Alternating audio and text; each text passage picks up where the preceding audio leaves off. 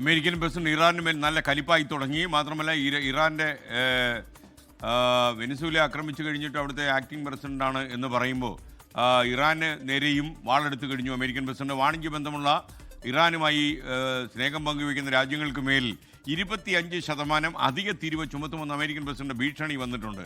പ്രഖ്യാപനം ഇന്ത്യ ഉൾപ്പെടെയുള്ള രാജ്യങ്ങൾക്ക് തിരിച്ചടിയാകുമോ എന്ന സംശയമുണ്ട്. അതിനിടെ ഇറാനിലെ സർക്കാർ വിരുദ്ധ പ്രക്ഷോഭത്തിൽ കൊല്ലപ്പെട്ടവരുടെ എണ്ണം 648 എന്ന വാർത്ത കൂടി വരുന്നു.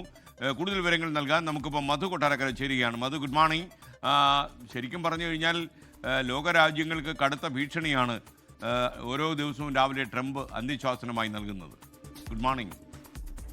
Good morning SKN. ഇറാനിലെ പ്രക്ഷോഭം അതീവ ഗുരുതരമായി തുടരുകയാണ്. നമുക്ക് ഏറ്റവും ഒടുവിൽ ലഭിക്കുന്ന റിപ്പോർട്ടുകൾ അനുസരിച്ച് ഏതാണ്ട് 646ഓളം പേർ കൊല്ലപ്പെട്ടു, 20,000-ലധികം പേരെ അറസ്റ്റ് ചെയ്തിട്ടുണ്ടെന്നാണ് റോയിട്ടേഴ്സ് റിപ്പോർട്ട് ചെയ്യുന്നത്.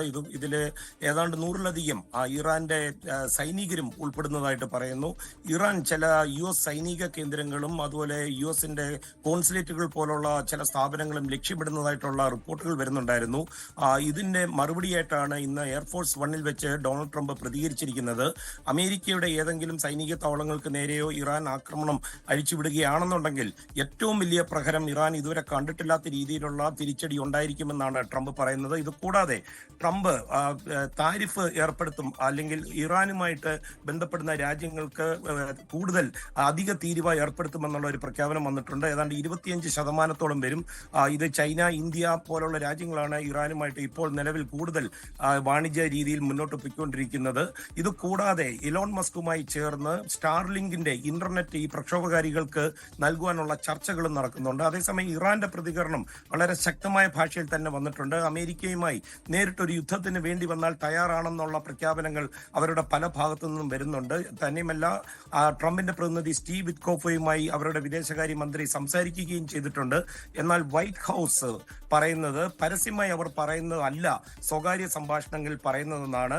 SKN 1979-ലെ ഇസ്ലാമിക് വിപ്ലവത്തിന് ശേഷം ഏറ്റവും ഗുരുതരമായ ഒരു അവസ്ഥയിലൂടെയാണ് ഇറാൻ ഇപ്പോൾ കടന്നുപോയിക്കൊണ്ടിരിക്കുന്നത്. SKN.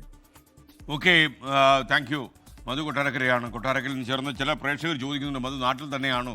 അതേ, നാട്ടിൽ നിന്ന് കുറേ കാലമായില്ലേ അമേരിക്കയിൽ എല്ലാ പ്രഭാതവും കണ്ടിട്ട്, കുറച്ച് ദിവസം ഇവിടുത്തെ പ്രഭാതം കണ്ട ഉടൻ തന്നെ ന്യൂജേഴ്സിയിലേക്ക് മടങ്ങുമെന്നാണ് മധു കൊട്ടാരക്കര പറഞ്ഞിരിക്കുന്നത്. ലോകത്തെവിടെയായാലും ഏത് സമയത്തും 24 വാർത്തകളും ഓഗ്മെന്റഡ് റിയാലിറ്റി പാക്കേജുകളും എക്സ്പ്ലെയിനറുകളും വിശദമായി കാണാൻ ഞങ്ങളുടെ യൂട്യൂബ് ചാനൽ നിങ്ങൾക്ക് സബ്സ്ക്രൈബ് ചെയ്യാം.